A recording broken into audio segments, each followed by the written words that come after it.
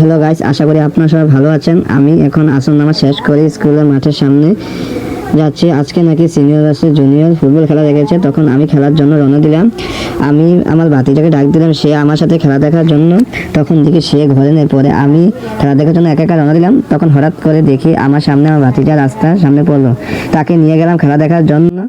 খেলা শুরু হয়েছে 3:30। আমি দেরি করে 4টার সময় গিয়েছি, কারণ কলেজে আসার পর খেলার জন্য যাইতে হয়। তখন আমি আর আমার ভাতিজা আশাদুল জামানকে নিয়ে তাড়াতাড়ি রওনা দিলাম। মাঠের দিকে যাচ্ছিলাম, তখন জলান কাকা বলতে আছে তার নাকি সাইকেল চেন নষ্ট হয়ে গিয়েছে, যার কারণে খেলার মাঠে যাওয়ার জন্য আরেকটু দেরি হয়ে গেল।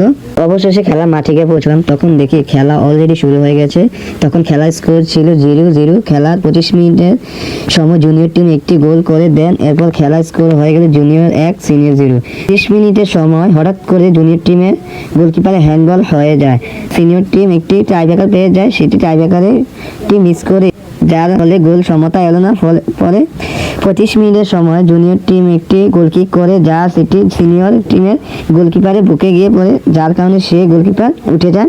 অন্য আরেকটি গোলকিপার নামানো হয়। আবার খেলা শেষ হওয়ার 5 মিনিট আগে আরেকটি গোল দিয়ে দেয় জুনিয়র টিম, যার ফলে জুনিয়রের হয়ে যায় 2 গোল আর সিনিয়রদের গোল 0। পরে খেলা শেষ হলো, জুনিয়র টিম জিতে অনেক খুশি এবং আনন্দ করতেছে।